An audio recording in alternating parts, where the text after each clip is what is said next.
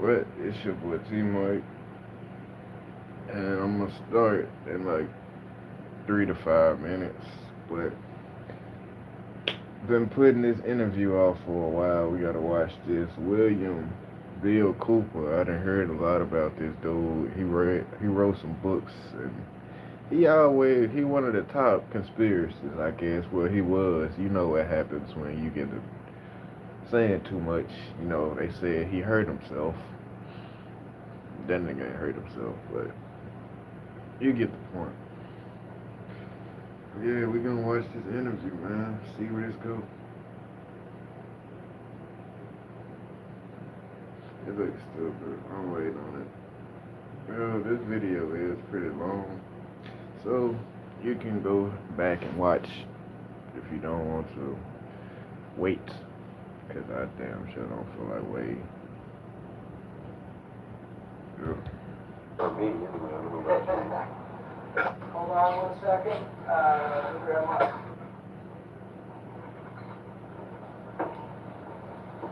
That nigga You wanna nervous. watch the face right now? You alright, Rob? Robert, you set? Yes, I am. Scott, you set? Yes. Bill, you ready? Yep.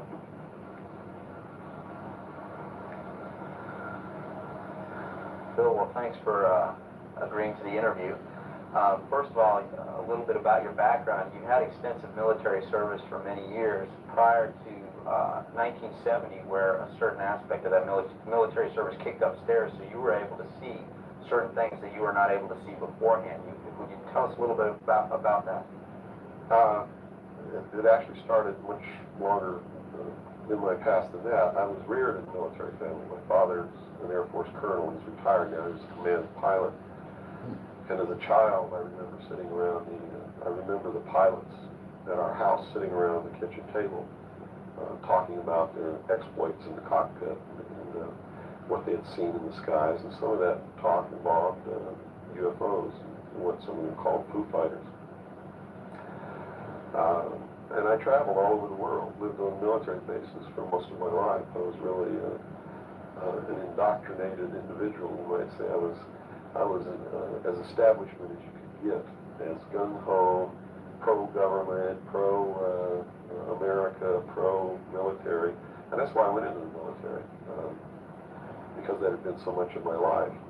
I went in the Air Force. I was in the Strategic Air Command for 4 years as an aircraft and missile hydraulic technician, which is, I worked on the pneumatic and hydraulic systems of B-52 bombers, KC-135 aircraft, and Minuteman missiles. I had a secret security clearance. That's where I saw my first atomic bomb. We worked around in these planes, especially the ones on the alert pad, were always loaded, ready to go drop these bombs at a moment's notice.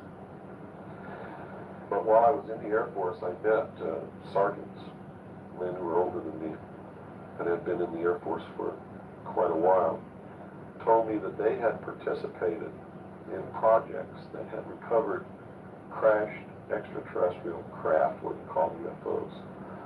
And they never told these stories unless they'd had quite a bit to drink. So I never really believed it. I thought, well, these guys are running a scam on me, even though I'd heard about these things when I was a kid. I just still didn't believe it. But that's just so far out of left field, it's not something that you really give any serious thought to until something personal happens, which came later. When I left the Air Force, I went into the Navy, which is really where I wanted to be in the first place. I'd always had this tremendous feeling and connection with the ocean. I was an excellent swimmer, but I had a problem as a child. I had chronic motion sickness. If I got in a car and we went on a long trip, I got deathly ill, and same with boats or anything. I couldn't ride on the things at the carnival that went around and around because it just made me tremendously ill.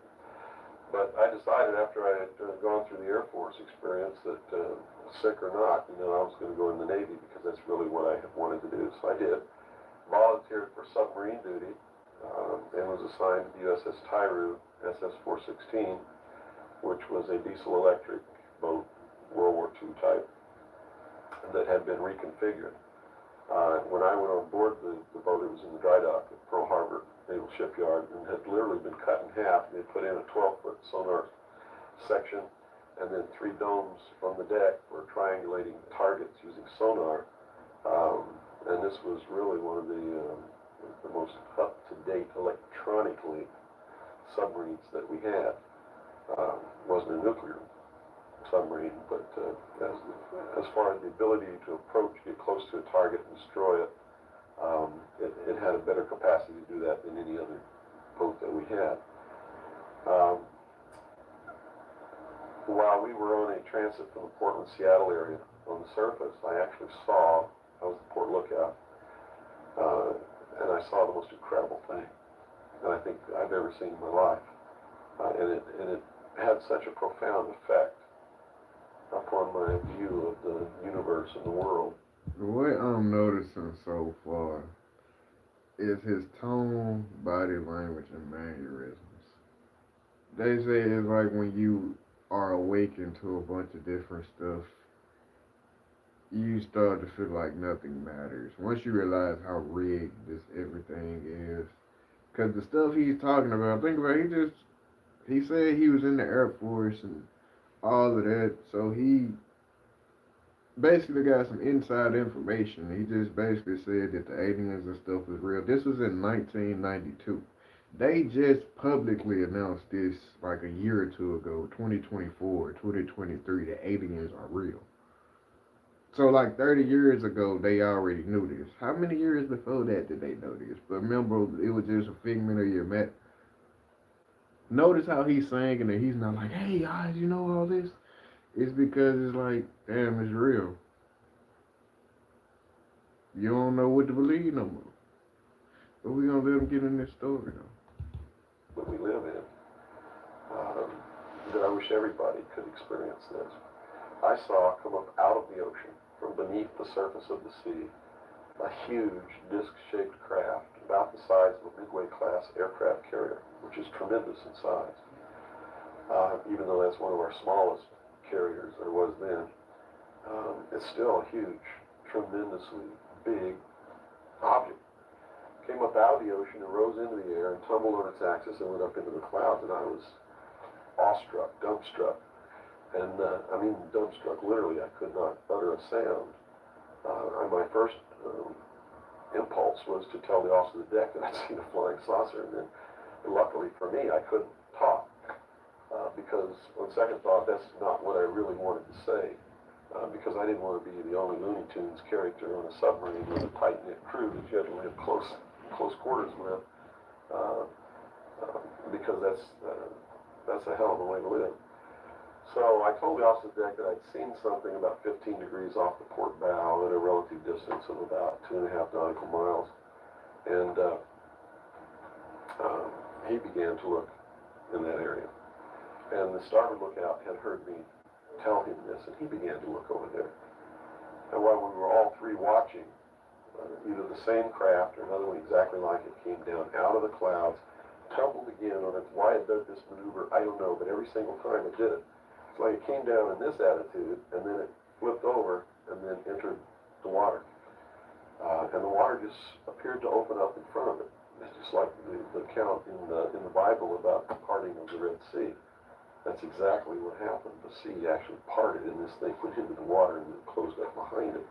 And this big spray into the air. But it wasn't a spray from the craft hitting the water. It was a spray from the water coming back in to fill up this hole that had been created. And again, I'm thinking this is incredible. What are we looking at here? And it was metal. It was a machine, and it wasn't glowing or anything like that. It didn't have any lights on it that we could see. But it was obviously metal. It was obviously a machine. And although I can't tell you that there was anyone inside of it, I believe that there was. And it did something that, as far as I knew, was absolutely impossible. I'd been in the Air Force. I'd worked on the state-of-the-art of our aviation capabilities. And here I was on the deck of a submarine in the conning tower, and I knew what we had to be able to have to go underwater. and I knew that the two were incompatible. Here's something that came from under the water and flew in the air and performed maneuvers, and then came back down and interfaced with the water at tremendous speed and remained intact, which realistically, it never touched the water. The water sort of magically opened up in front of it, but something had to interface with that water. Anything that we had that interfaced with the water in that manner would have been disintegrated. It's like hitting a brick wall. So I was looking at a technology that, as far as our laws of physics and what we knew at that time, didn't exist. This was in 1966. Ensign Ball was as shocked as I was. He called the captain to the bridge. He came up with the chief quartermaster, who brought a camera.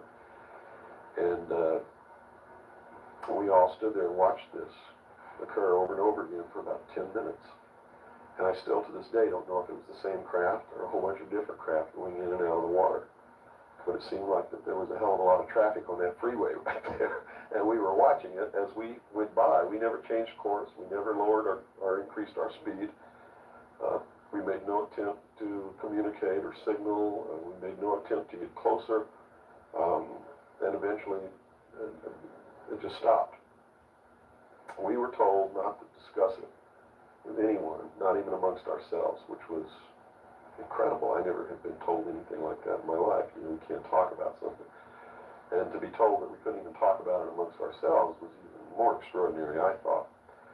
But we didn't. We didn't talk about it. When we got to Pearl Harbor, all the time, the chief quartermaster was taking pictures of this. So I know photographs were made. What happened to those photographs, I have no idea. But when we reached Pearl Harbor, we were not allowed to go ashore to go on liberty, even though we didn't have the duty. And about 2 hours after we berthed at the submarine base, a commander from the Office of Naval Intelligence came on board and debriefed each one of us individually in the captain's stateroom. And the ultimate outcome of the debriefing was that we didn't see anything, we didn't hear anything, and we had to read rules and regulations that told us that if we ever talked about what it was that we didn't see, that we could be imprisoned, we could be fined $10,000, we could lose all pay and allowances due or ever to become due. And I learned at that moment that the United States Navy didn't want anybody to know about what we saw. And he said this was in 1966. So during Jim Crow and segregation and all that, you didn't tell me aliens were just watching. So what? Do aliens have races? Like black aliens, white aliens, blue aliens, yellow aliens? Or do they just all consider themselves aliens? Unlike we see ourselves as all humans. I don't know, man. That was what's going through my mind right now. that severe consequences could come down around the neck of anybody who did. And that was when I understood fully that, yeah, there's a real cover-up. These things do exist, number one, and at least the United States Navy doesn't want anybody to know about it. And there's stiff penalties for anybody who bucks that.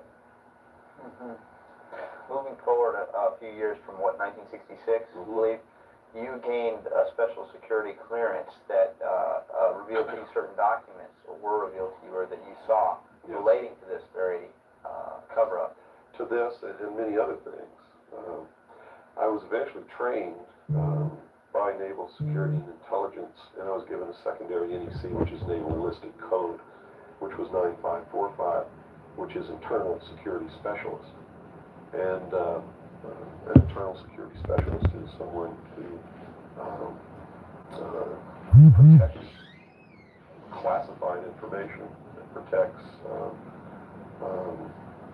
areas, so to speak. And I had a specialty, which I was trained in, which was Pacific Area Intelligence briefings. And I was eventually assigned to the Commander-in-Chief of the United States Pacific Fleet, who was Admiral Bernard Clary at that time, and served as a member of his intelligence briefing team. And basically all that means, we really had a wonderful job. You come in about 4 o'clock in the morning and you go through all the message traffic and all everything. And what you do is what we did was we prepared an updated briefing on everything that was happening in his half of the world, which he commanded, the naval forces and marine forces, as a matter of fact. And put all this together in a briefing where we would update him on ongoing operations, brief him about operations that were scheduled to begin, political situations, deployment of Soviet forces, naval forces, everything. And after the briefing was finished, between 8 and 10 o'clock in the morning, then we were done. We were finished. So there was what you call fat cat duty or geet-up duty in the Navy. It's got all different kinds of names. It's just really a wonderful job. Now, to be able to function in this job, I had to have a security clearance, which gave me access to the information that I had to need to know to help prepare these briefings. And when I first was assigned to the command, I was attached to the Op Staff office under Lieutenant Commander Mercado, which was operational status reporting. And while I waited for my security clearance, and it took 6 months to get it, what I eventually ended up with was a top secret Q clearance with an SCI attachment, which means sensitive compartmentalized information. And there were no blocks. In other words, there was nothing confining me to only certain compartmentalized information. I had access to whatever the admiral and his staff had access to because we had to prepare briefings and brief these people on all of these things. And I'm sure that first I was tested and wasn't shown a whole lot, but eventually when they began to have confidence in me, I began to see things coming across my desk that were just absolutely incredible. And a lot of it is really hard to talk about because it's so far outside the normal concept of reality for the average American that... Hey, I just felt help in my soul. There's certain stuff you can know, bruh. And it's like, I don't even know how to explain this or say this to other people because you know the average person gonna look at you, they ain't gonna have a clue. It seems something that could be probably impossible, very like some shit that the make believe, the fairy tale shit, it all be real. And it's like if you were to say this, somebody would be like, man, hell, yes. It get to the point you be like, well, like I said in the beginning, you so tired of like, what do I say? How do, all this shit is it's all fucked up. The game is fake, man. You don't know what is real. I find a hard time believing any of it.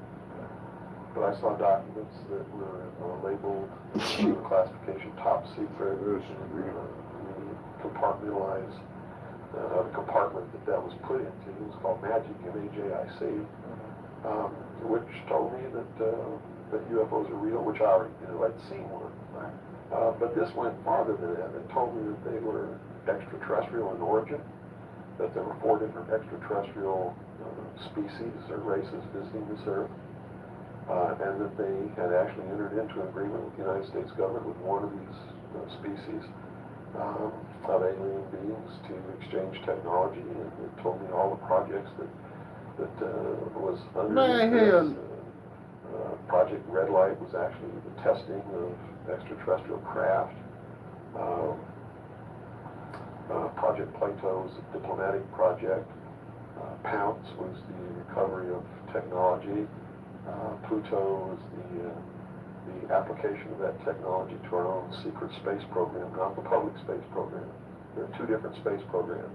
One is what the public gets to see, which is overseen by NASA, and the other one is a secret space program that nobody gets to see, which is really overseen by the Navy Department under specialized compartmentalized black projects. And and what these people are doing in secret is Wow. absolutely incredible. Oh, Also bro, saw- why I'm looking like that, cuz how can we communicate with the species of aliens? And how they be saying people was wearing human suits and it's 4 different species of aliens walk among us. They have all this information, so where they be at? They come out at nighttime like fucking no. They literally got humans. This shit is your I just laugh, but that's I wish you could, my brain is in fucking shambles right now. What the fuck? Documents under an operation called Operation Majority, which outlined the... Like, you know, this shit was made before I was born. Like, quite a few years before I was born. So, he's saying all this shit.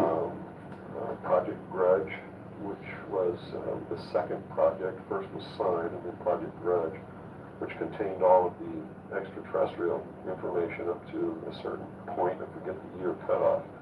And then it was contained after that in another project called Project Aquarius, which was the accumulation of the whole history of alien interaction on planet Earth. But I have to say at this point that I don't know if those documents were really telling the truth or not. They could have been showing me these things so that eventually I would go out and talk about this.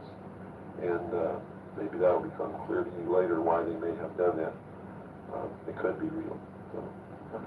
At this point, from a personal standpoint, what was it that, you know, based on your experience in '66, and they said, absolutely do not reveal this to anybody, and here we are a few years later, and you're seeing documents that prove that what you saw was real. Mm-hmm. What was the one factor or a number of factors that led you to the decision to say, I've got to get this out, I've got to tell people about this? I saw contingency plans called Majestic. And these contingency plans were to, first place, a contingency is a plan that can be implemented if certain things occur.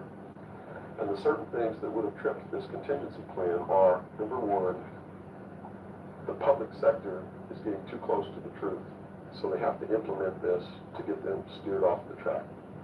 Or number two, we don't want to tell the public the truth about the alien presence, but there's so much alien inactivity occurring that the public is on the verge of finding out anyway. Let's tell them this story so that it doesn't cause consequences that we don't want. And that plan was called Majestic.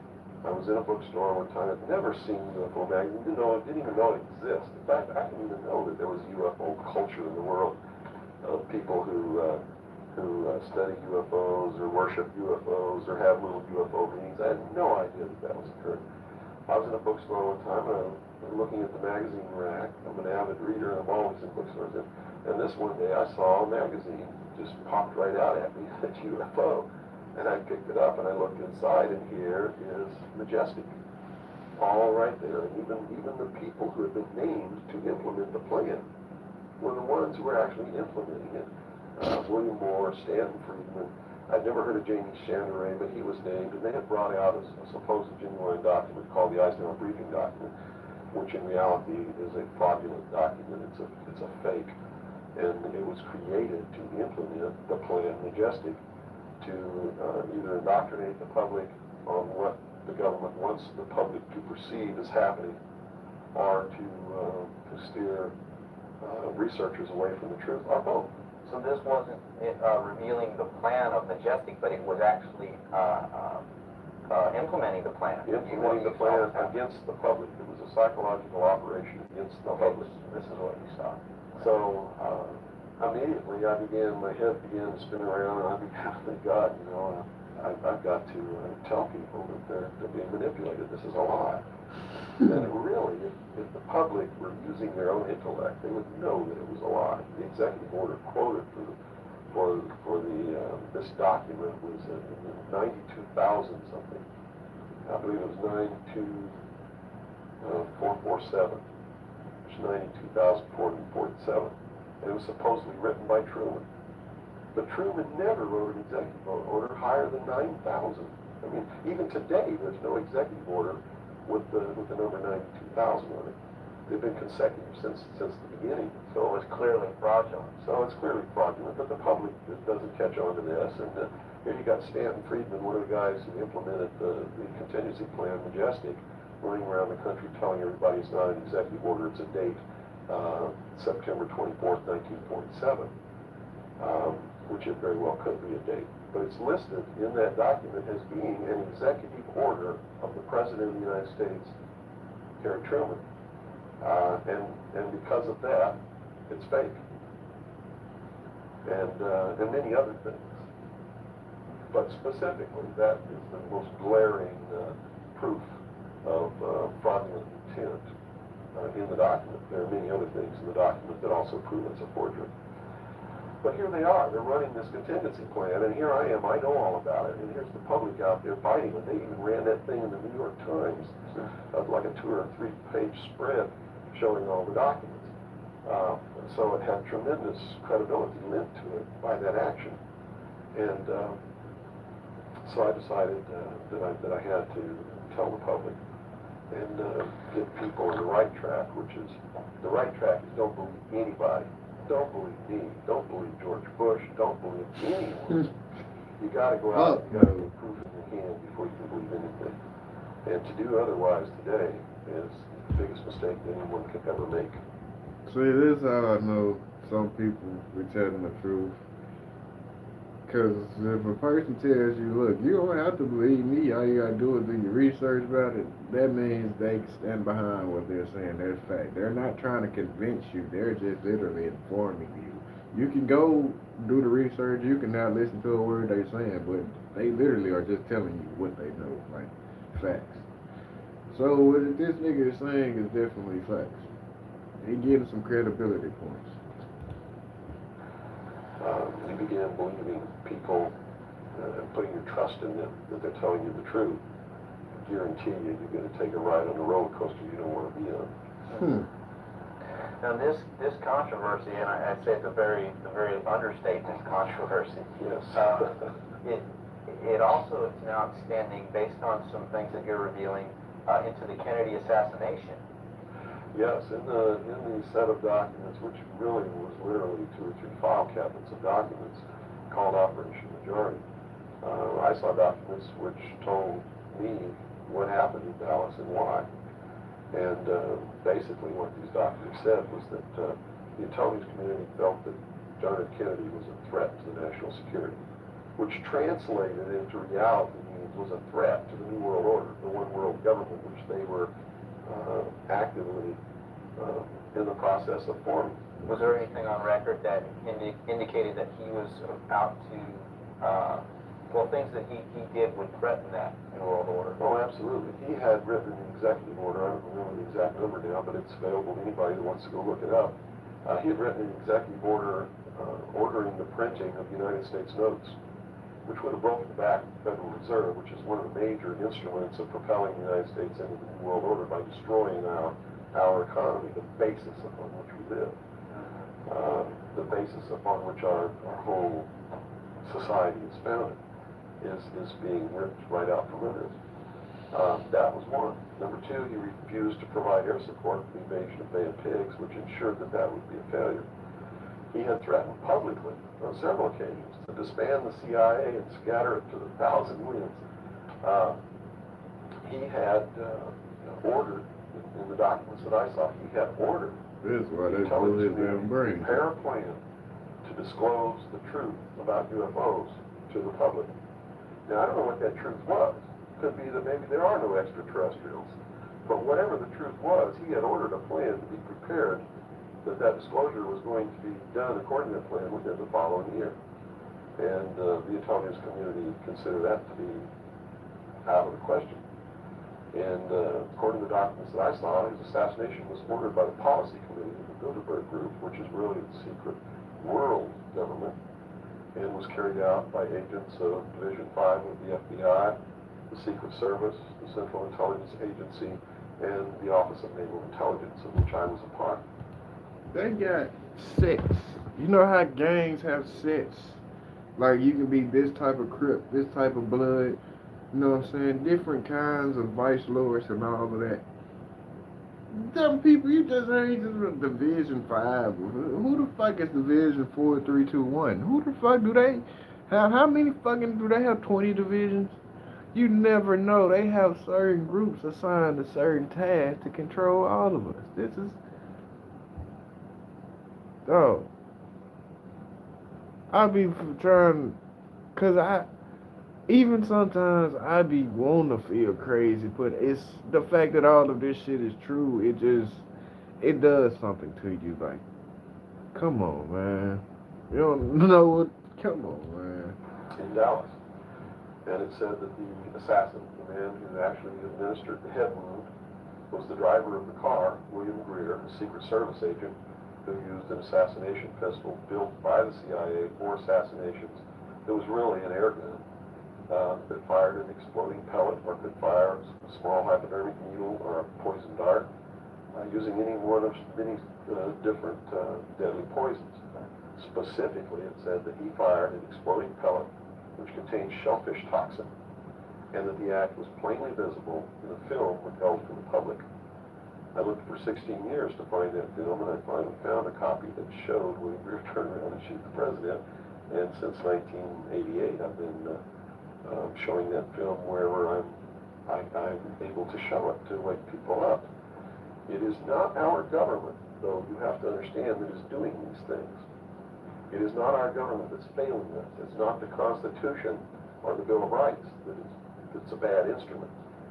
It is a group of men who belong to secret societies who have infiltrated our society and our government at all levels and are destroying it and subverting it from within. And every member of naval intelligence that I knew who was an officer was a 32nd or a 33rd degree Freemason.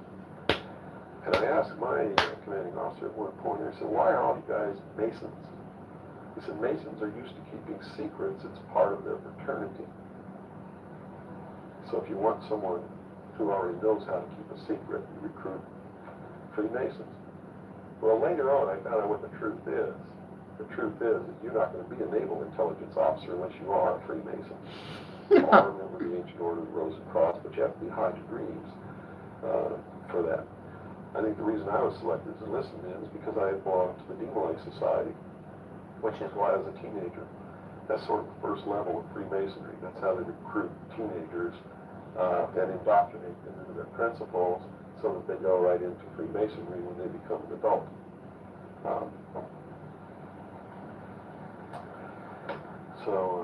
Basically that's the story. Okay. Well, based on the information that you're revealing, which seem to be equally or if not more of a threat than what Kennedy was originally planning on doing, this is actually revealing the underlying cause of all of this. Why is it that you are here today, or how is it that you are here today and you're not, conveniently taken away and put in a padded cell somewhere so that you can't speak of these things?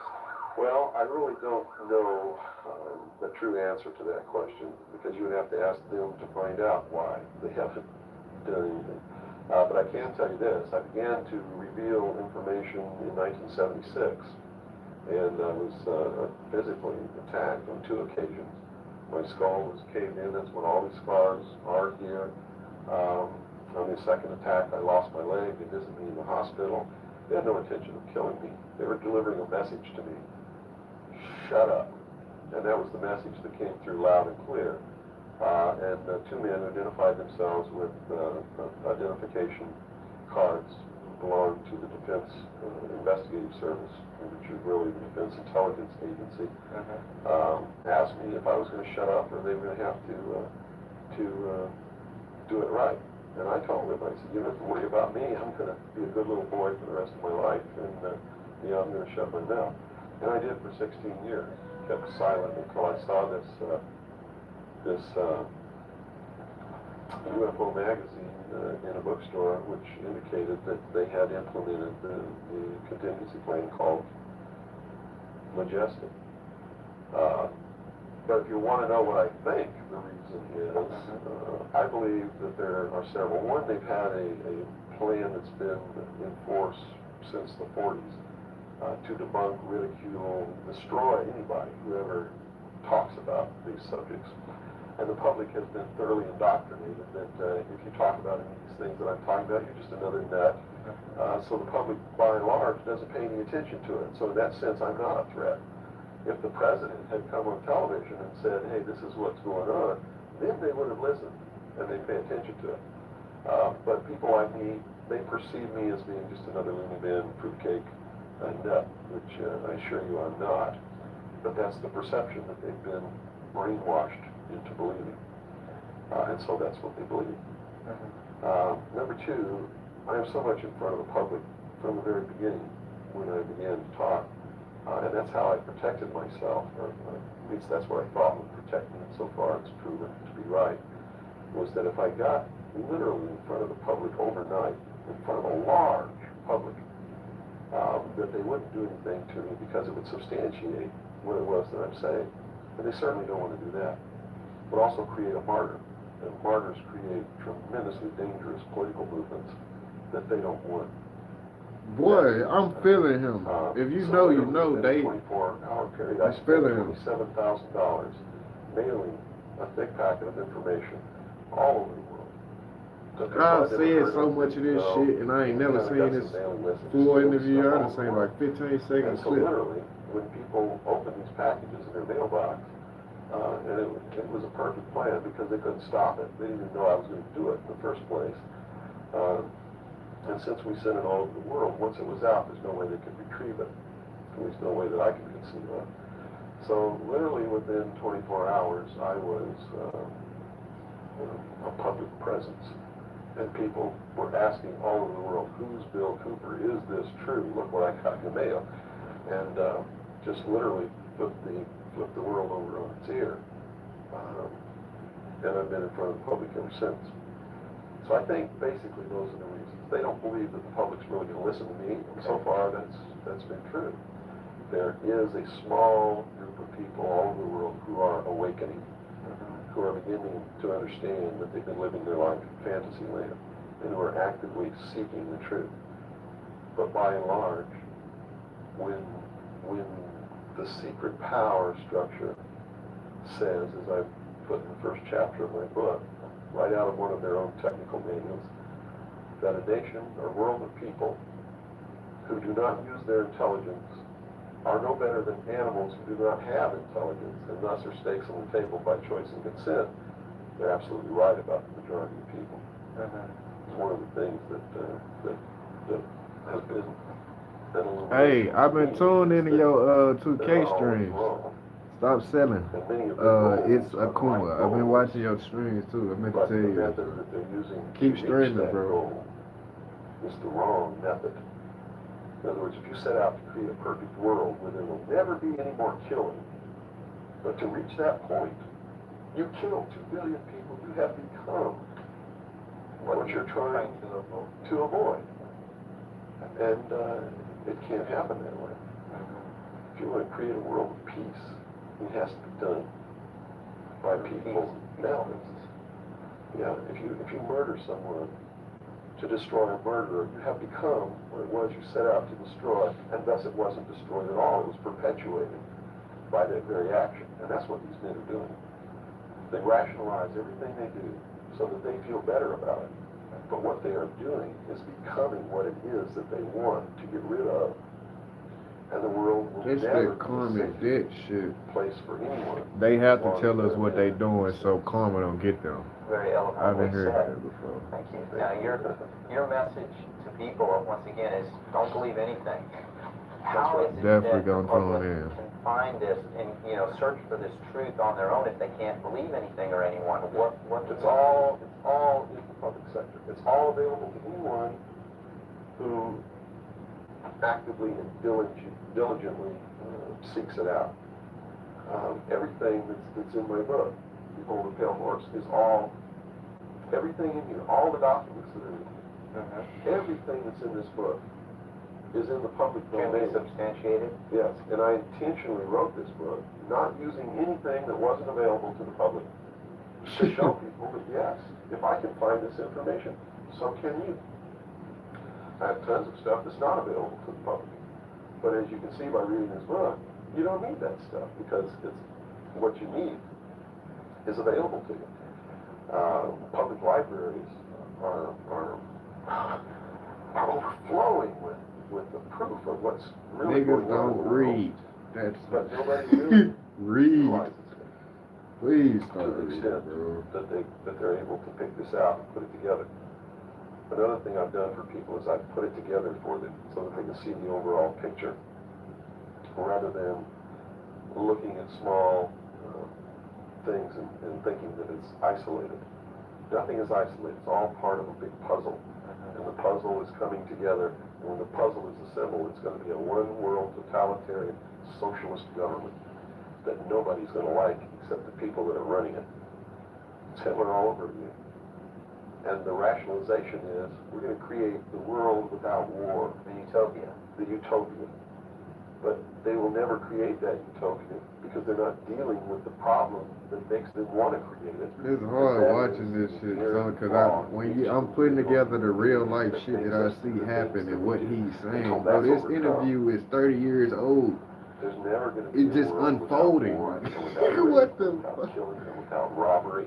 And anybody that thinks that there is has already gone off the deep end.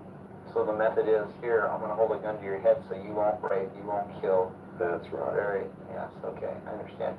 The title of your book, Behold a Pale Horse, what significance does that have? What are you saying with this title? This title is from the book of Revelations, because I have to tell you this, and you may think I'm nuts if you want to, but this is the truth. Either these men are following the book of Revelation. The book of Revelation is in the Bible. They're either following it, just like a plan, and bringing the prophecies in there to pass to manipulate and control those who believe in those prophecies and neutralize them, so to speak. In other words, if this is written in the Bible and God has ordained it, who am I to resist? It must come to pass. So I'm not gonna try to stop it. What a perfect way to neutralize the opposition right off the bat.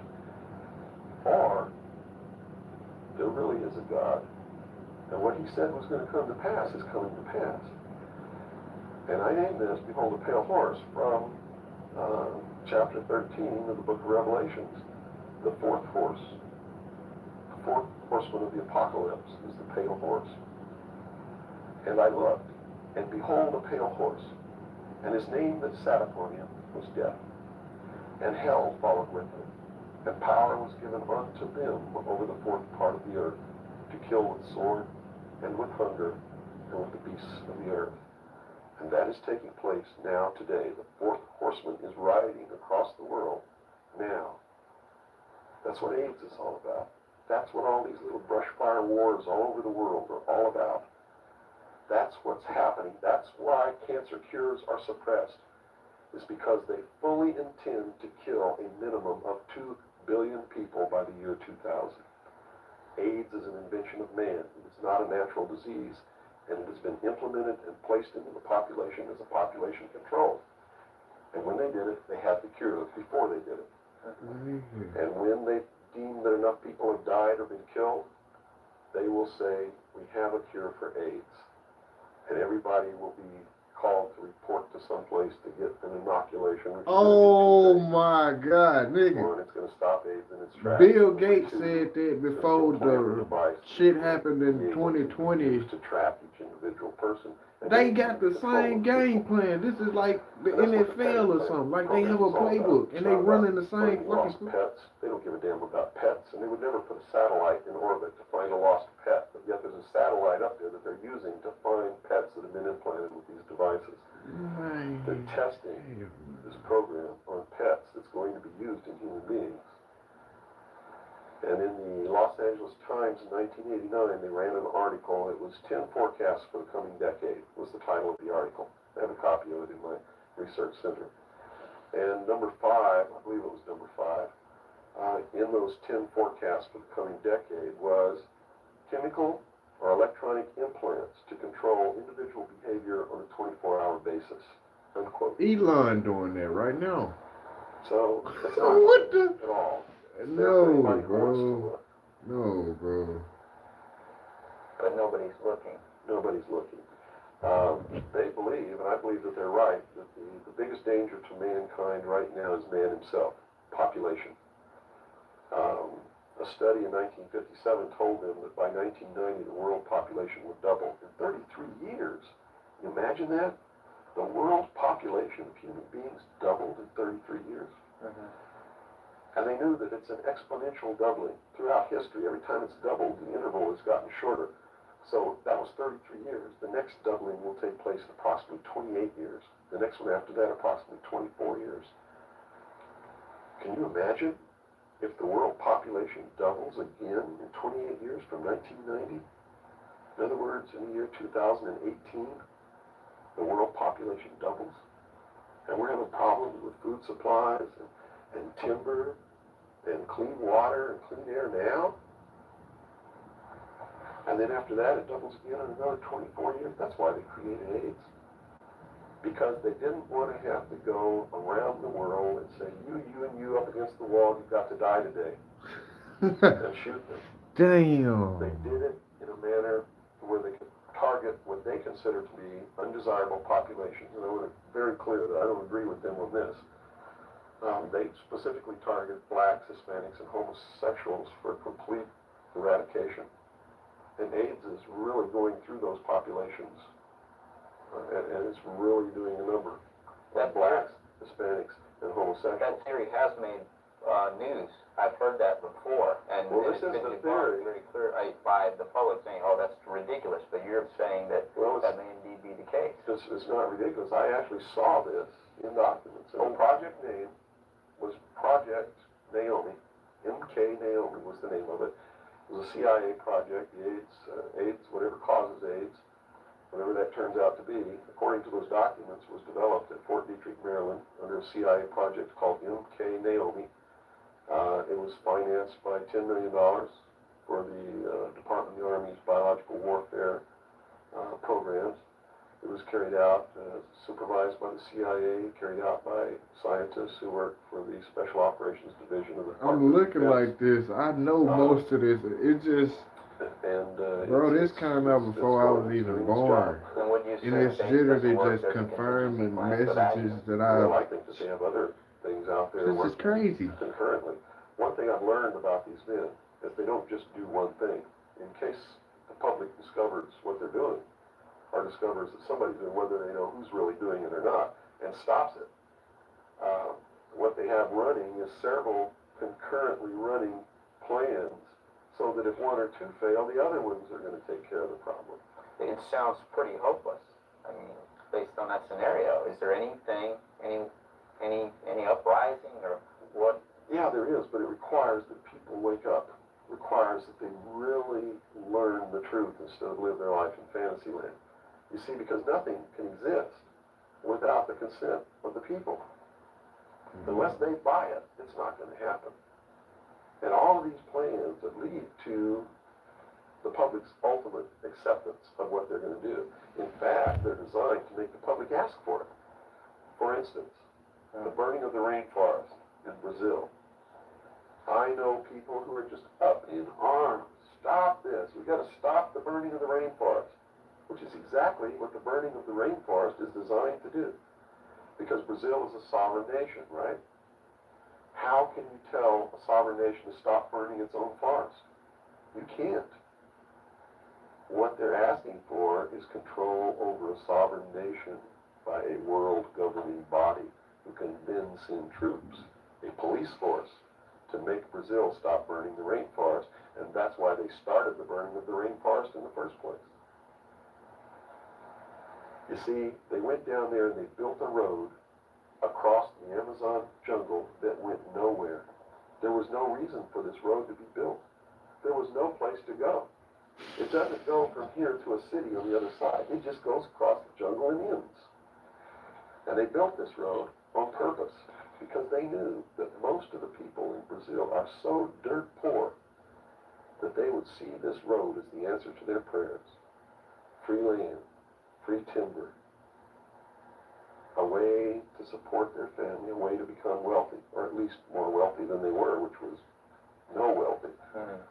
And that's exactly what happened. Millions of people headed out down this road and staked out some land and burned the forest and tried to grow crops. And they found that rainforest is no good for growing crops. It'll grow one crop, and then you got to go burn more trees and plant another crop because the soil is poor. And that's what's happening. Mm-hmm. And that's why the forest is being burned. And it was done intentionally to create the scream of stop burning the rainforest so that then they could offer the solution.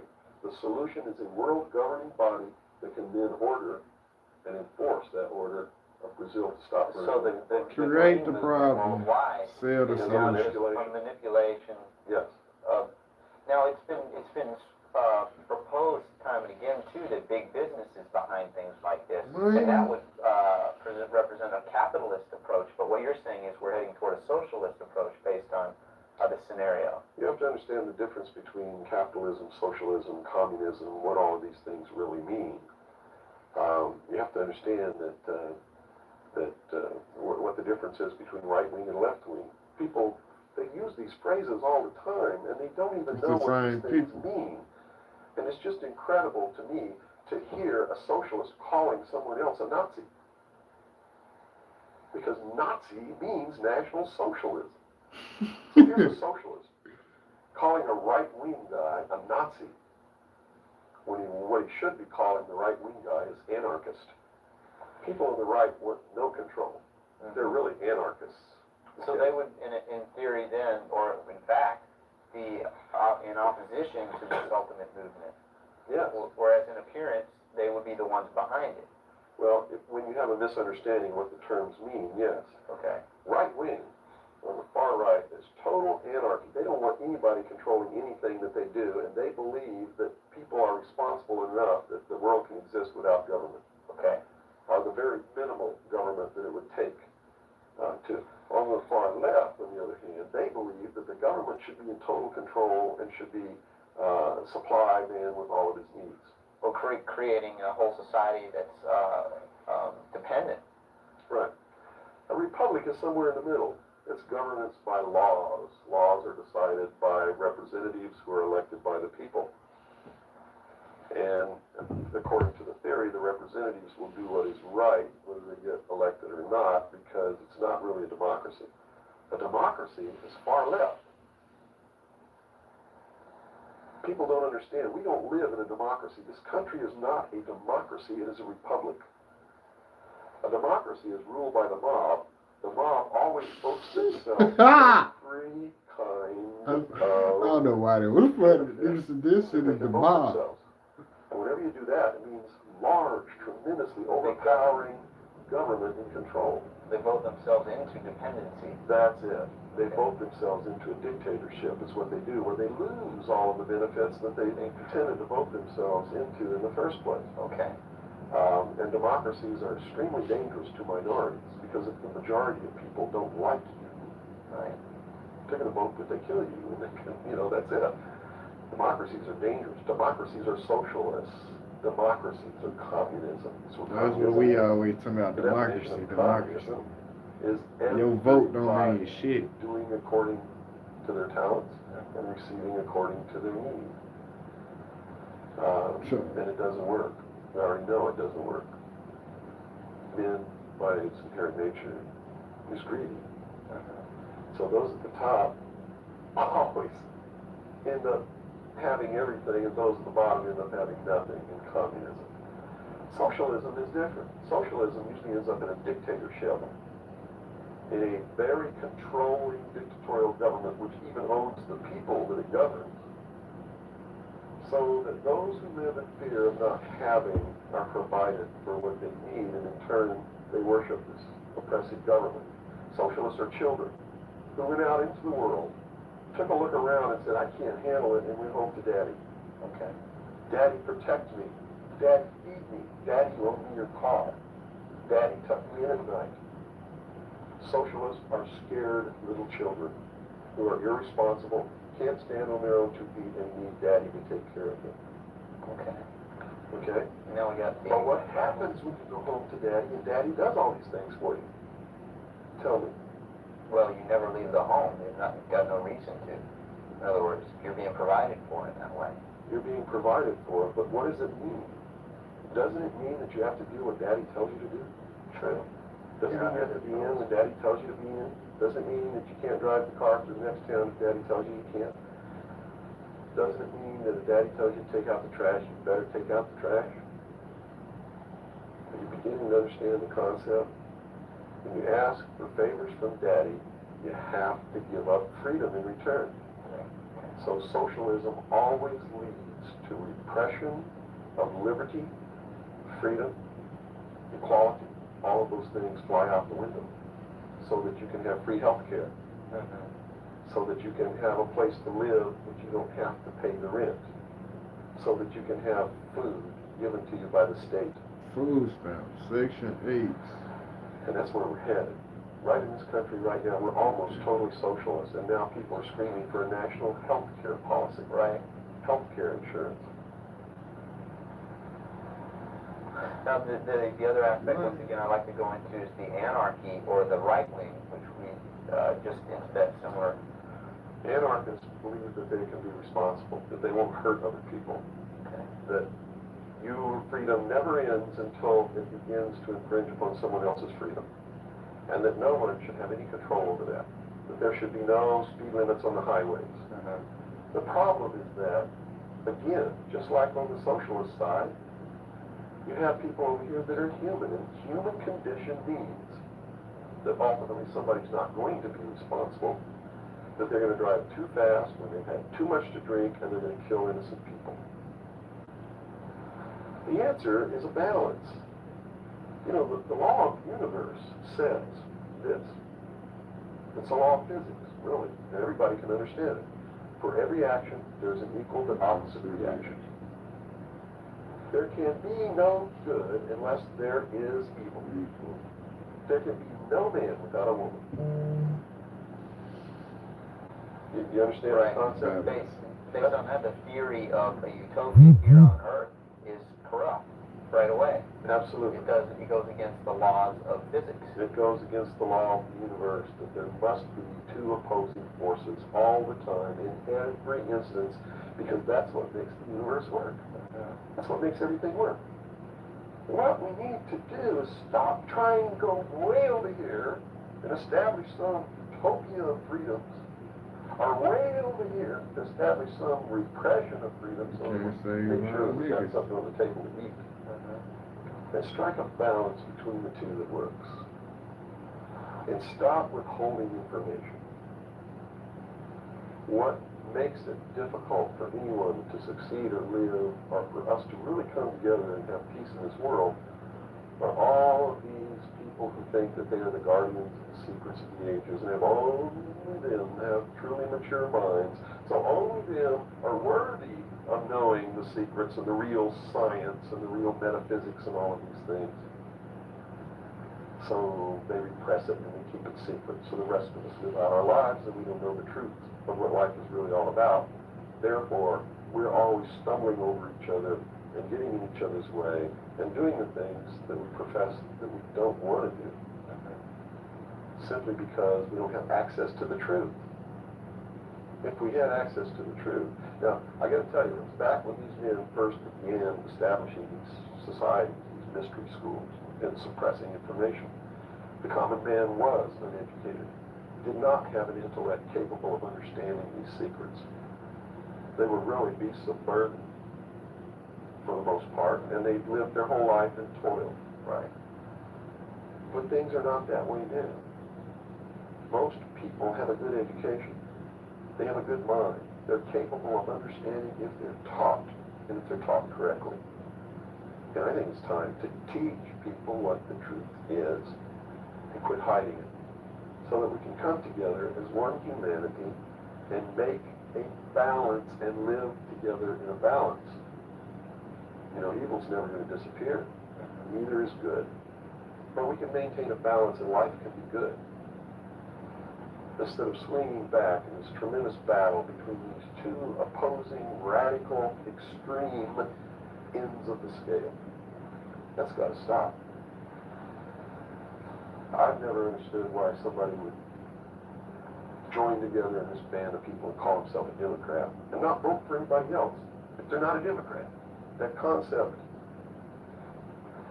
is beyond my understanding. And then Republicans and Libertarians and populists and communists and socialists and this and that, blacks and whites and the Indians, and there are so many sects and groups and segments, and we're so fragmented that getting together is going to really be difficult. But we've got to do it. Because if we don't wake up and do it ourselves, these men who meet in secret, They just added more genders and shit like that. Some shit I ain't even know. You see how it's just all division is how they win. Because they don't consider us responsible, Capable of having that freedom. are capable, or even of using our intellect.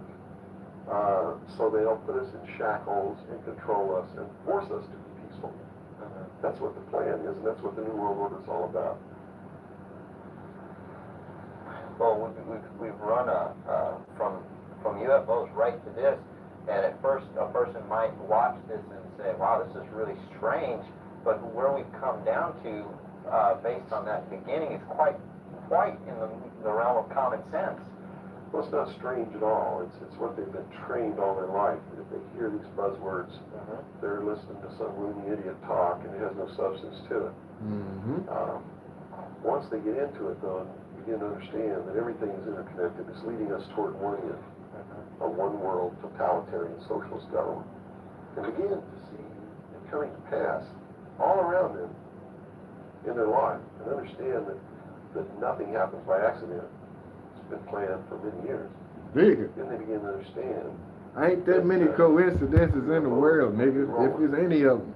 Because if they're real, it's the most significant thing that's ever happened in the history of man, and maybe the driving force behind locking up the human race.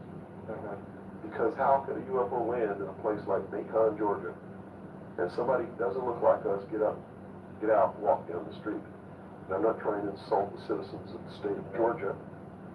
What if they landed in Newark, New Jersey, and got out and walked down the street in a society that kills people because they sit in the wrong seat on a bus? I assume now that they'll know about us. Of course they probably already know about you if you've been exposing the truth on your show. So do you assume that our phone lines would be bugged at this point? I don't know, I doubt it. They don't really consider you to be a threat unless you develop a large political following. Okay. So, unless you have a large political following, you're not considered to be a threat to them. Because they figure that people are too stupid to listen to you anyway. And generally, they're right. We're in the process of educating people, and it's the best thing. I feel like we're too stupid to listen anyway. You're right, nigga. Because people automatically begin to do the right things once they learn what the truth is. Robert,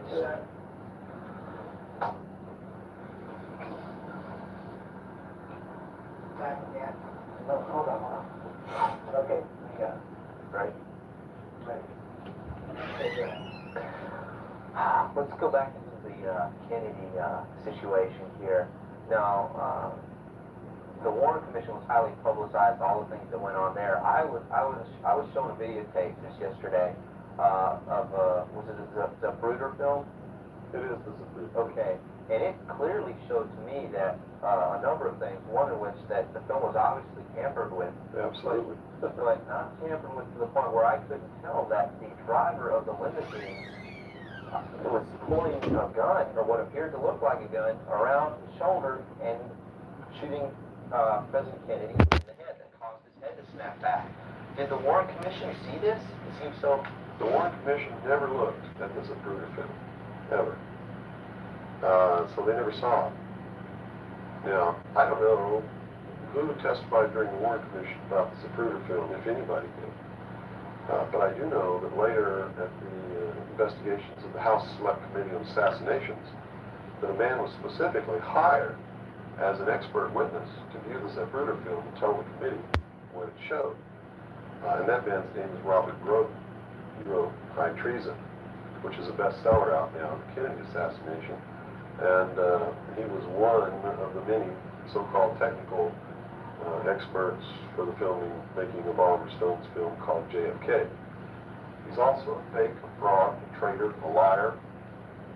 He was hired by the House Select Committee on Assassinations based upon his resume, which says, very simply, that he is the world's foremost, #1 photo analyst, which is a lie. He never went to school in photography. He never was a photographer. He never was a photo analyst. And I got to tell you right now that the world's #1 foremost photo analysts are all come out of the military intelligence community who are trained to interpret high altitude photography and learn what really is there. He never served in that capacity either. He looked at the Zapruder film and he told Congress, he told the committee in testimony, he testified, both in written and in verbal form, that William Greer never took his hands off the steering wheel. And that's a blatant lie. I mean, anybody can look at the Zapruder film and see that William Greer takes his hands off the steering wheel. And even if you couldn't see it, if they cut out the frame, you can still see that William Greer, if this were the seat of the car, is turned all the way around with his right side against the rear cushion of the front seat, looking directly at President Kennedy in this attitude, and it is a physical impossibility to have both hands on the wheel in that attitude. So we know that Robert Grudem, #1, was not who he said he was, had no expertise to be doing the job that he was hired to do. #2, even if he had no expertise... So they whacked Kennedy, man. I think we all knew that. Greer could not possibly have had both hands on the wheel. So we know that Robert Grudem didn't make a mistake. We know that he intentionally lied to deceive Congress and thus the American people. And what's real strange about it is he's been very active in the research community, supposedly exposing the assassination of President Kennedy. But if you look what he does, he is constantly coming up with new theories, supposed new evidence, most of which is fake. And in his book now, High Treason, he makes a statement that Kennedy was probably hit from the front and the rear at the same time. His job is to keep the American people confused and propagate the lie that our government is no good, that it's our government that assassinated John F. Kennedy. And I'm here to tell you, it wasn't our government. It was the secret societies known as the Illuminati, the Knights Templar, the Freemasons, who assassinated John F. Kennedy. And the proof is right there for anybody who wants to see it. William Greer was a Freemason, #1. He was the Secret Service agent who shot Kennedy. #2, in Dealey Plaza, there's an obelisk, a monument commemorating the location of the first Masonic temple in the state of Texas.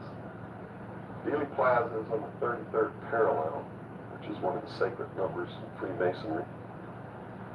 He was assassinated in a manner that ensured the greatest flow of blood, which is called blood atonement, which was practiced by Freemasonry in the early days and supposedly is not practiced now.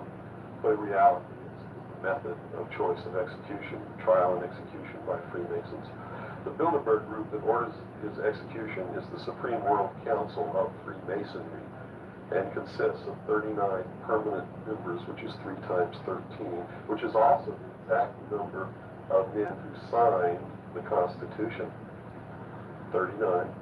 You see, our forefathers were also members of this secret group, and this country was founded to bring about the New World Order.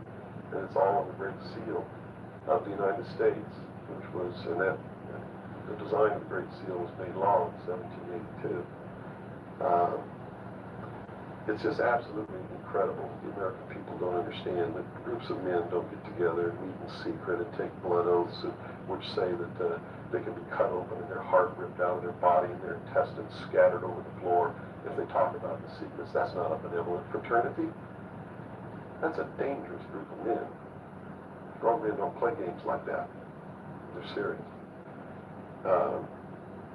It's the secret societies who are bringing about the New World Order. They're the ones who killed John F. Kennedy. There's nothing wrong with our Constitution or our Bill of Rights.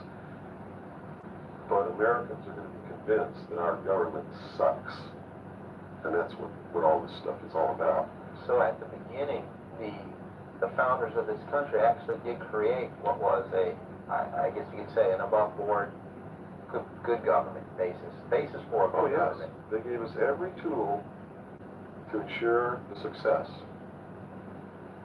But it was an experiment, you see, because man had always claimed that he could rule himself, but had never been allowed to do that.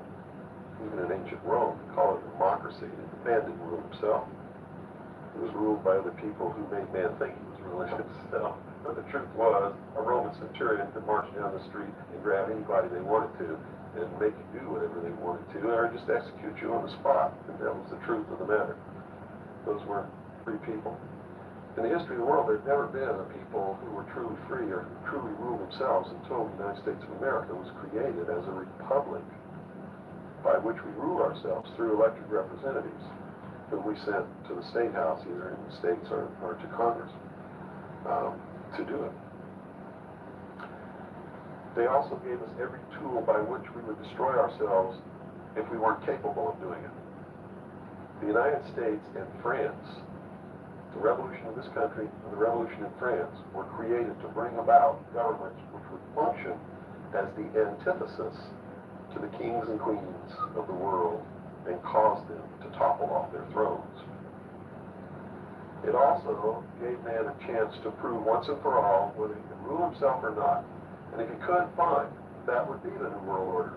If he couldn't, they built the tools into the Constitution to allow them to take it away from us. And those tools are the creation of the federal democracy within the boundaries of Washington, D.C., and the right to contract, through which, if we were irresponsible, we would contract to receive rights from that federal democracy and thus, in return, give up our freedom. And that's exactly what's happening. It's exactly what we've done. John F. Kennedy was short-circuited the New World Order. He had ordered the printing of constitutional money, United States notes, which would have destroyed the Federal Reserve, which is not an agency of the United States government. It's a private corporation, owned and operated by the world bankers, controlled by the Illuminati. And its purpose was to destroy the middle class in this country and thus our economy, and throw us at the mercy of the New World Order. And we see this unfolding now. You see it unfolding now. You are seeing, and I predicted this well in advance, you are seeing the destruction of the economy of the United States. And it will continue. It will not get better. Downhill from here on out. Unless we nationalize the Federal Reserve, lock up the criminals who own it, cancel the debt, which will then bankrupt the Illuminati, which is exactly what we ought to do. Print constitutional money, which cannot be usurped, which cannot lead to our destruction, and go back to what we're supposed to do, and quit contracting for benefits. We're escaping from the laws of nature. There's a terrible consequence for that. Terrible consequence. We have to function within the laws of nature. You can't contract for somebody else to keep you alive. You have to be responsible within your life to keep yourself alive. And if you can't do it, then you have to die. That's the law of nature. You see. Kennedy also did a lot of other things. I mean, he was a believer in the Bible. These men who are bringing about the New World Order don't believe in the God of the Bible. They believe in the God of light, Lucifer, the angel of light, who's flung down to the earth and became the Lord of the world. That's their God. That's why everything they do goes against what people know to be the right thing to do. They believe that man was held prisoner by a vindictive, cruel God named Jehovah in the Garden of Eden. And that Lucifer, through his agent Satan, set man free from the bonds of ignorance to which he was chained to the Garden of Eden, and thus brought the gift of intellect, wisdom, to man, and thus is the true benevolent God. And man, with his intellect and his wisdom and his knowledge, will create technology which will elevate man to the position of God. And all this is allegorical. Don't take the story literally, you see, because it's all allegorical. They believe that intellect, reason, is the light, is the true God, is what makes man God. And I'm not going to debate the right or wrongness of that, because who the hell knows? But I can tell you that they pervert whatever it is that might be divine about their philosophy by becoming what they profess to destroy. Yes. And so, in their zeal to bring about the New World Order, they destroyed the political will of the nation when they assassinated John F. Kennedy, which has furthered their goal, because it made a lot of people feel so helpless that, God, if they can kill the president, who am I? You know, what can I do? I'm just one lonely, helpless person. So they quit voting. They abdicated their power.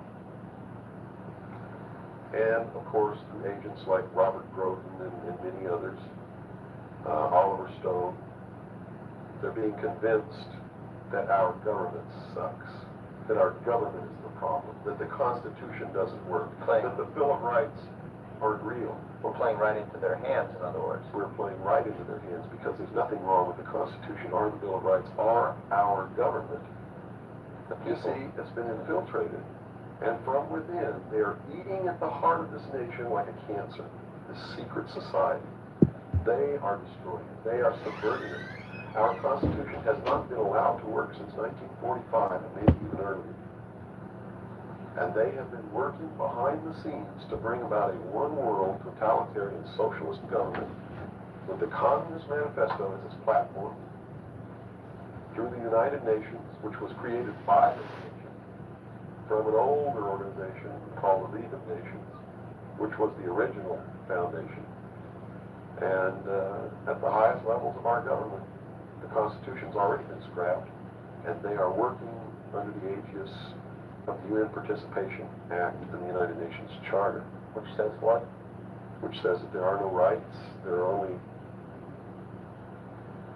what we call privileges. And privileges can be granted or taken away at will by the state. Quite a frightening scenario. It's a very frightening scenario, and people better wake up to the fact that unless they wake up and do something about it now, there's only going to be one alternative. And that's either take up arms, restore the Constitution, and the blood will run in the streets of America, or reach down and put the shackles around your own feet and march off into slavery peacefully. It's not going to be easy the coming years. Now, historically, this may or may not relate, but at least modern world, contemporary world history does not include the stories of Atlantis and Lemuria that go predate. How does that history, and why was that suppressed, or why is it still being suppressed? How might that affect what we are understanding is going on today, or is it related? Well, I'm not sure if a place called Atlantis or Lemuria ever existed or didn't exist. I don't really know. But I do know that the story that is told about the civilizations that lived there are something that we should listen to, because this whole scene may have played itself out before on this earth. And if you understand the theory, which I believe has been accepted as fact now, continental drift, there may have been an Atlantis and a Lemuria, which had tremendously developed technologies and societies. And the same scenario that we're playing out now on this great stage called the world may have played itself out over and over again in the past for millennia. In my investigation of the mystery schools, the secret societies that are bringing all this about, that really control everything behind the scenes, I found that this is all about religion. And it's all about a recurring theme that is penetrated and is at the heart of every religion in the world.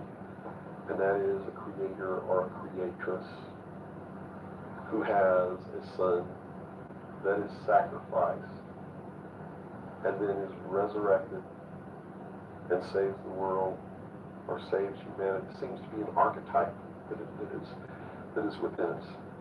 And so that you don't go flipping out watching this tape. I'm a Christian. I believe in the teachings of Jesus Christ, even though it may turn out that he may have never lived. The scene, it doesn't matter.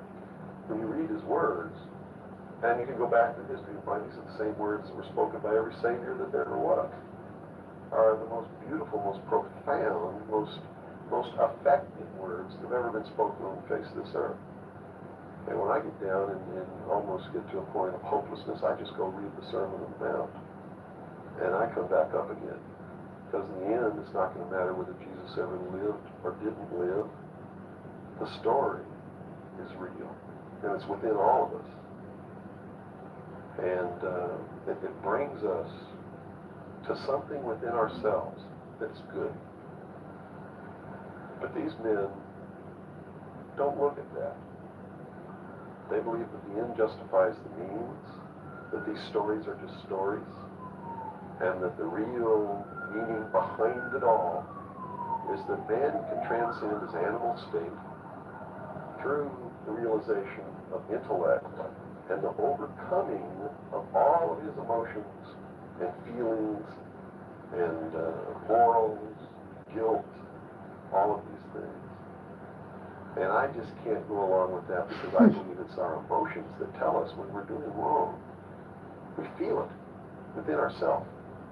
And a person without that capacity to feel when they're doing wrong becomes a sociopath, which is someone without a conscience, who really believes that the end justifies the means, and therefore has no pangs of conscience, nor no reluctance to murder someone who gets in their way.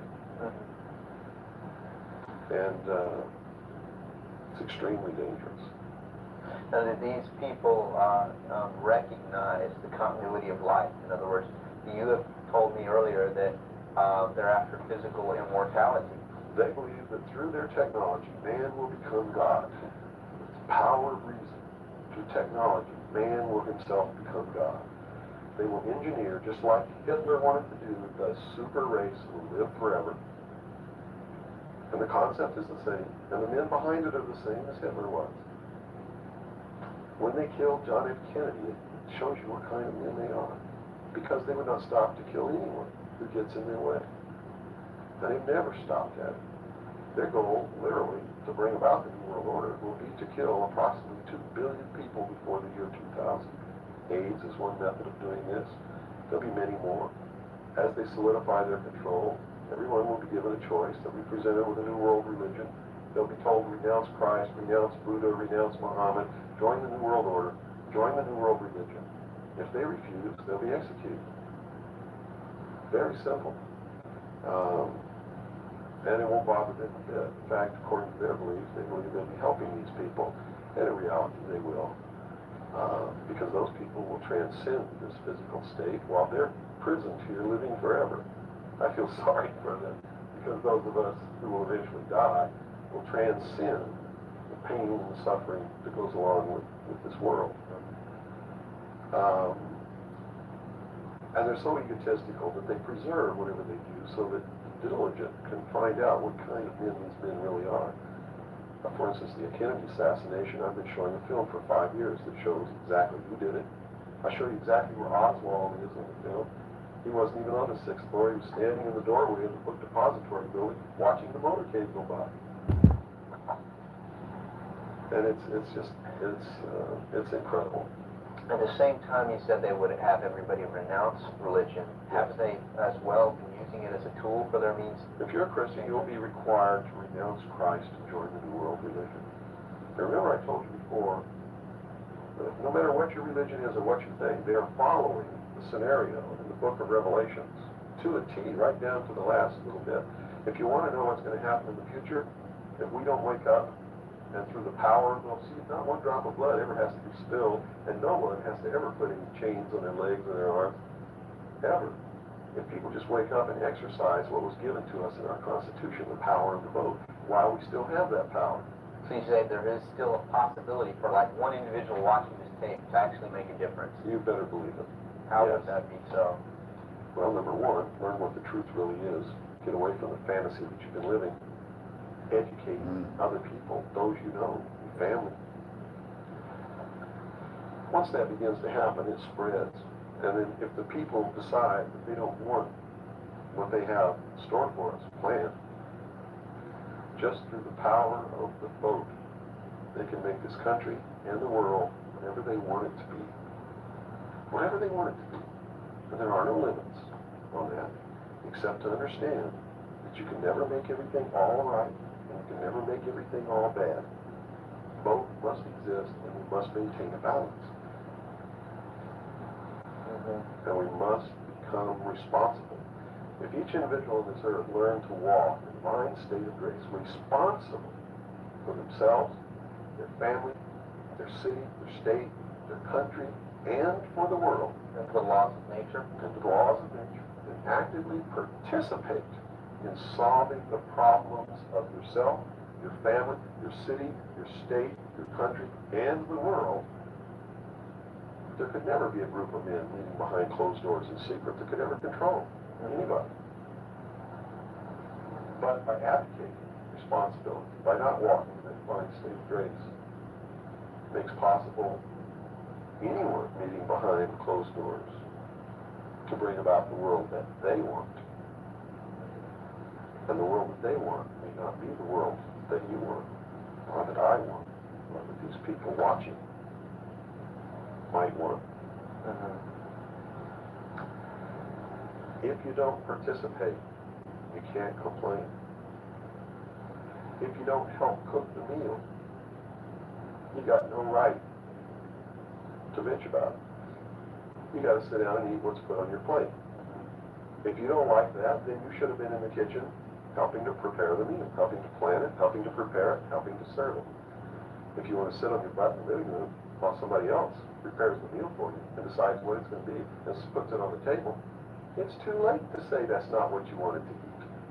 It's too late to say it's not cooked the way you wanted it to cook. Well, that's very simple to understand. That's right. You got to eat it because you have to eat to live. And I think that anybody can understand the meaning behind that little story. Okay, let's take a step back to the Kennedy thing now. This is all about the Well, yeah, it is. But just specifically about, once again, I want to bring up the film as well. Another thing that came to my mind when I viewed it is that the two Secret Service men, the driver and the person sitting next to him in the front, regardless of what they claim happened, obviously did not operate in a way that you were trained as a Secret Serviceman to protect the president. Shouldn't they have just driven that car right out of there, and the other guy should have done something to protect or look for who's shooting? You know, it just didn't seem to make any sense. How would the Warren Commission not? They didn't see the film, so I guess they didn't see the film by design, because if they saw the film, they'd have to be responsible for the decision that they made that Lee Harvey Oswald was a lone assassin. Okay. So I think they didn't see the film on purpose because they didn't want to have to be responsible for saying, hey, look, the driver did it. You know, they didn't want to make that decision. And in a letter that Lyndon Johnson wrote to the Warren Commission, he specifically said in the letter, you must quickly identify Lee Harvey Oswald as acting alone with no conspiracy so that America can get back to business. Was Lyndon Johnson acting on behalf of the secret society, or was he Of concerned course, with- he had to know all about it and approve of it because he was going to be the new president. And the new president would be in charge of the investigation. How high up a government official do you have to be before you're briefed of this, you know, the total of all the things that are going on, the reality behind them? Well, you have to understand that nobody exists on a high level of government who's opposed to the New World Order. Nobody. Our government has literally been infiltrated. And there's a cancer within our government destroying it, eating it, nibbling away at it, hacking off its limbs. And you said this started in 1945? 1945 was when the overt destruction began to occur, when Truman signed the UN Participation Act and the United Nations Treaty. It actually began long before that, when these secret societies began to infiltrate the government and appoint their members to important posts.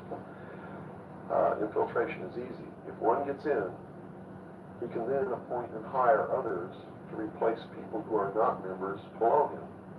So now we've had over 50, almost 50 years of this going on. At least, I believe that started back probably 1913, 1917, when the Federal Reserve Act was passed, when the Council on Foreign Relations became a reality in this country. And you can, by diligent research and study, you can see when it happened, where it happened, who did it, how it was done. It's apparent. When they say there's no conspiracy, I mean, we talk about a conspiracy. It started out as a conspiracy. But when they say today there's no conspiracy, that's not a lie, it's the truth. They are doing it right out in the open, right under our noses, and we're too stupid to know it, to see it. So it's not a conspiracy now today. No, it's right out in the open. They even published their plans. I mean, here Carter appointed Zbigniew Brzezinski as the National Security Advisor, who just wrote a book before he was appointed, declaring himself a Marxist. I mean, you read that book, this man believes in Marxism. This man is a socialist. Not only a socialist, he's an international socialist. He's a globalist. His goal, stated in his book, to destroy the sovereignty of nations and bring about a one-world Marxist government. Now, the Carter administration was one extreme, and then we came into the Reagan administration, yet nothing changed. Nothing changed. What you're saying is that no matter what the political leanings, they seem to be playing the same game. As long as you're playing their game, it doesn't matter who you vote for, who you put in office. They all belong to the other side. They're the pockets of the Illuminati. When you quit electing professional politicians, when you quit electing the guy who looks nice on television because he speaks good and he looks like the guy you wanted to marry or something like that, you're playing right into their hands. You know, they've made it so impossible for another Abraham Lincoln to get elected to the office of president that it's a wonder that we even have a chance at all. We need to send people to Congress and to government who are going to clean house. Kick all the members of secret societies out of the bureaucracy. Lock them up. Try them for treason. Because they are traitors. So one thing that may help is term limitations. We must have term limitations, and it must be only one term. Forget all this nonsense that anybody goes to Washington don't know what's happening. They don't know what's happening simply because they haven't taken the time as citizens to understand how our government works before they ever go to Washington. You see, it should be a process that starts in infancy. It works its way up.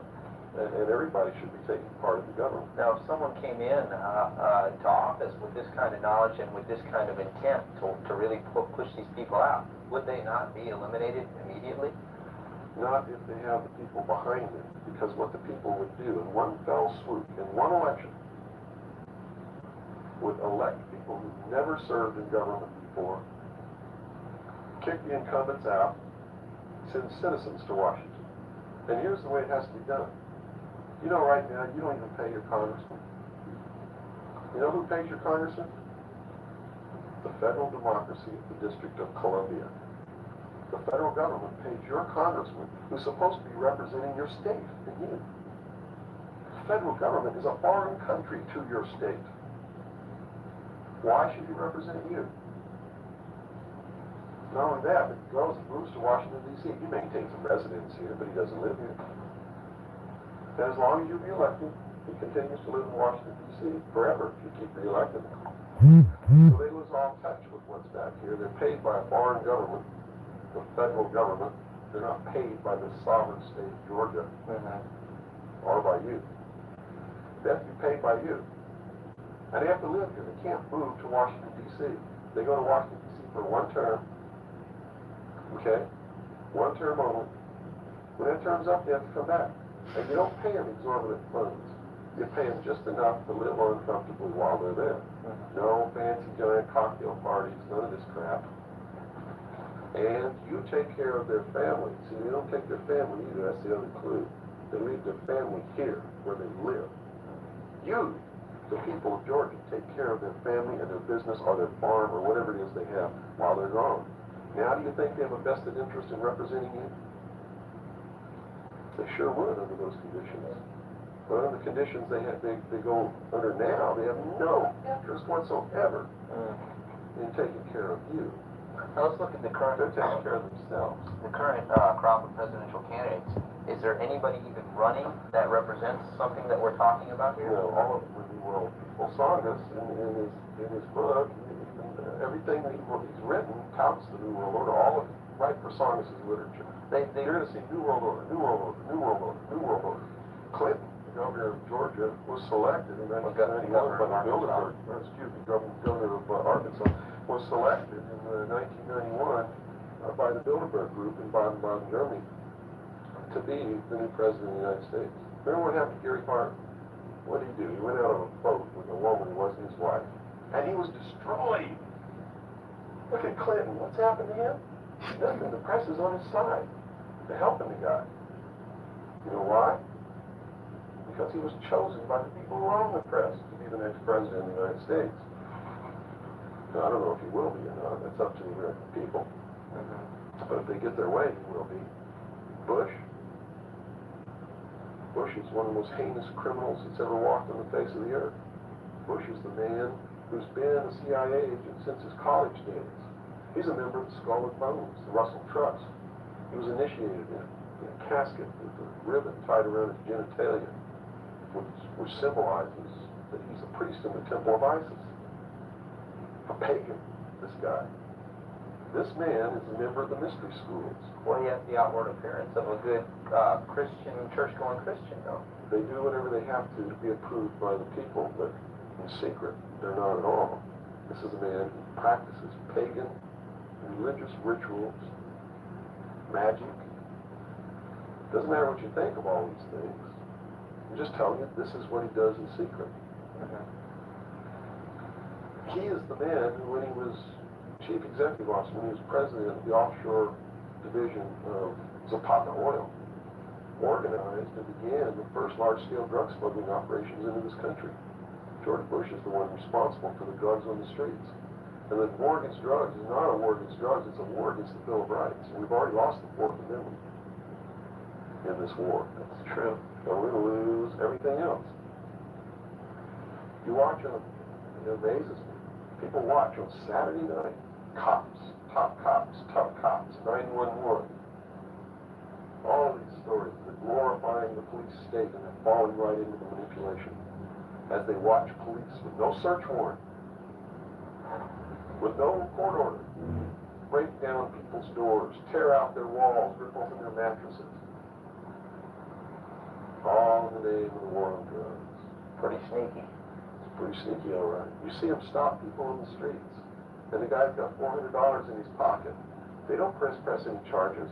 They didn't even have any reasonable suspicion to stop the person and search him. And what do? They take their money. And they don't give it back.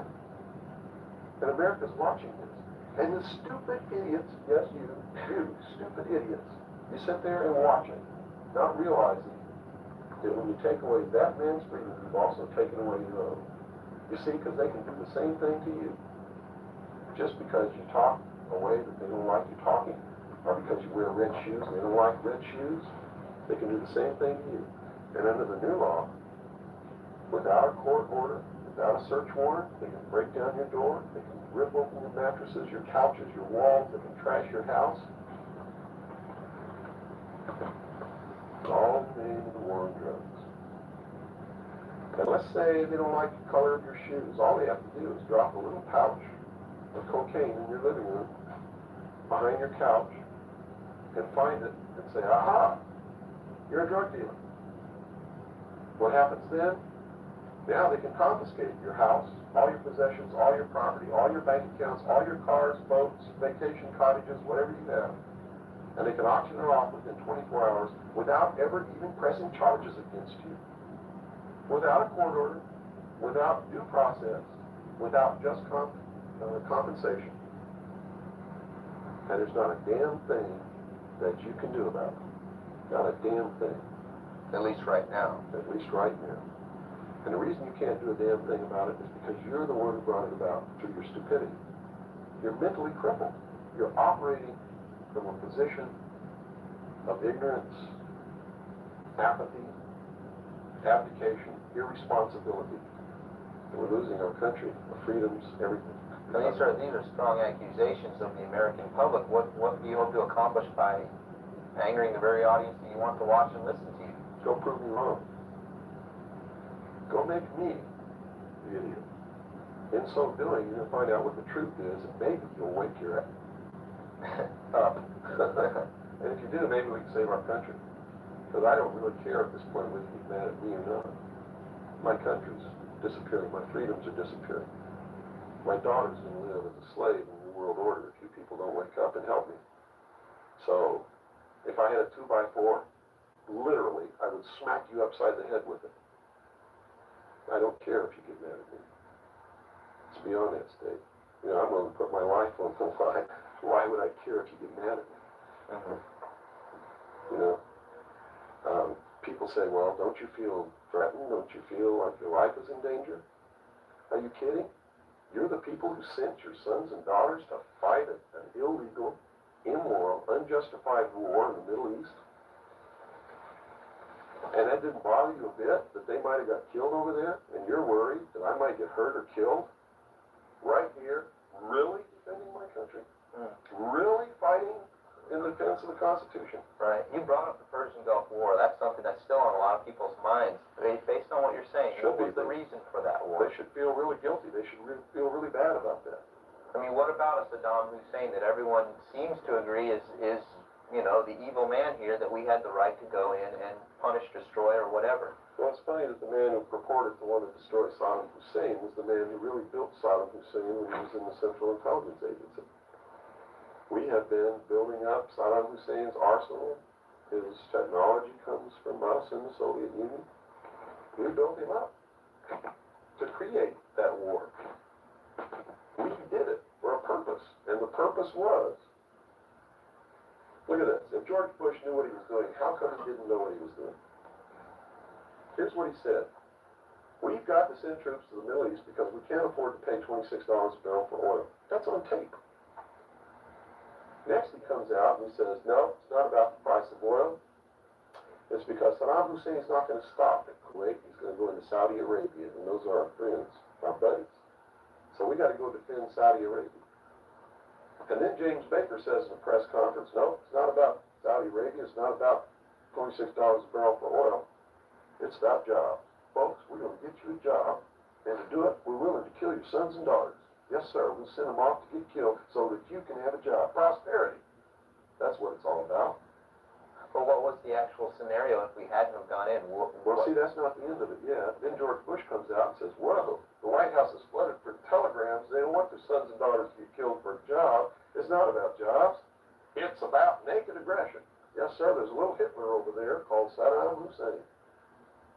And we're going to go destroy him because the world doesn't need another Hitler. Never mind Pinochet in Chile, who's another Hitler. Never mind all the other Hitlers in the world. Never mind Tiananmen Square.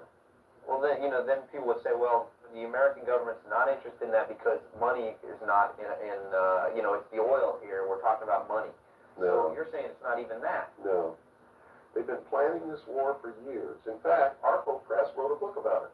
The name of the book is Rapid Deployment Forces. It was published in 1985. It names Kuwait as the country. It talks about Operation Bright Star, where they've been practicing the war every year since the early 80s. Sending troops on there practicing the war. Liberating Kuwait. It's even named in the book. The whole thing was spelled out years ago. What it was all about was to establish the New World Order. You see, because for the first time in the history of the world, it's established the legal international precedent that the United Nations could pass a resolution and send its police force to enforce that resolution, and that the member nations would have to pay for that action. And George Bush said it very clearly, but nobody was listening when he said, no longer will any nation stand against a world united. And with that action, he established the legal foundation in international law that the United Nations is now legally and overtly a one world government, and that the United States military forces and the other forces that were sent by other countries were established as the one world police force under the United Nations. Have you seen the new Air Force uniforms yet? Nowhere on them does it say United States or U.S. They are United Nations uniforms. Go look at them. Hmm. What role in the Middle East again does Israel play in this? Israel was created as the instrument to bring about the Battle of Armageddon and the fulfillment of prophecy, a war that will be so terrible, where nuclear weapons will be used, so that the American citizens and the other people in the world will get down on their knees and beg for no more war. And what is the answer to that? They're going to be told the only way we can guarantee no more war is if we destroy the sovereignty of nations and we come together as one humanity in a one world government. Right.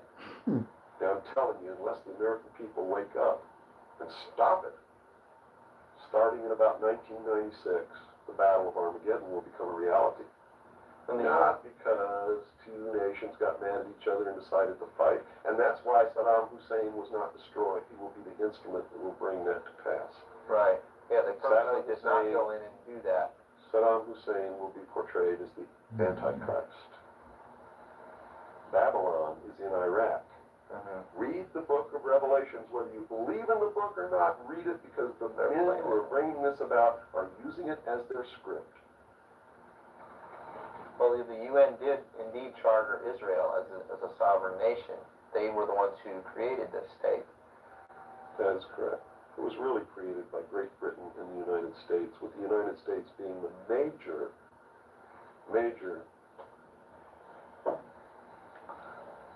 instigant. Okay, and the Jewish people were then being manipulated into believing it was for some other reason. That's correct. They've always been manipulated. And I get people who still come to me all the time and say, Bill, you're all wrong, it's the Jews. The Jews are subverting the world. Man, it's not the Jews, it's not the Catholics, it's not the blacks. It's these men who belong to the ancient mystery schools, who meet in secret and decide the fate of the world. And they belong to all different races and all different nationalities and all different religions to the public point of view. But in secret, it's a different story. How about the European community? Here seems, based on your theory, another group of sovereign nations coming together to form one government. The European community, the EEC, was created by the Central Intelligence Agency, working through a lodge in Italy called the P2 Lodge. Propaganda 2 is the name of it, which is the intelligence arm of the Vatican. And Prince Bernhard, who is the leader of the secret World Council that controls these secret societies around the world, called the Bilderberg Group. And that's the truth of the matter. And well, during this creation, they just threw out Margaret Thatcher. She was really opposing this. Yes, she was, and that's why she got ousted. Okay. So did the Shah of Iran, so did Marcos. Anyone who opposes it gets ousted. That wasn't an overthrow of Marcos by the people in the Philippines. It was organized, instigated, and carried out by agents of the Central Intelligence Agency and the KGB. The overthrow of the Shah of Iran, our intelligence community is trying to tell us they didn't know anything about it. They didn't know what was happening. Bullshit. They organized it. They instigated it. They are the ones who caused it to come to pass. You see, because we didn't have a National Security Agency or a Central Intelligence Agency before the UN Participation Act was signed. And these organizations were created to bring about the one world government, the New World Order. And it had to be done in a manner that the people would not know that it was being done, and the only way they could do that was hide it behind the veil of national security.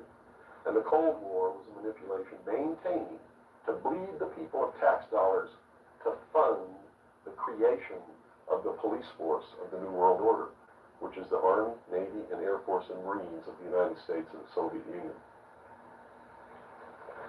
And the people didn't rise up in the Soviet Union and overthrow communism. It came from the top down because it had to be done. It has to be a bringing to the same level of all the peoples of the world, with approximately the same political viewpoints, so there's not big disparity in order to be able to justify the merger of all these countries together. Well, who now is ruling the forces of the former Soviet Union? You have Yeltsin in now. Gorbachev supposedly went down, but we're not sure about that. Well, let me tell you this. From the beginning, there was never any war between the United States and the Soviet Union. It was created by those at the top to fund the New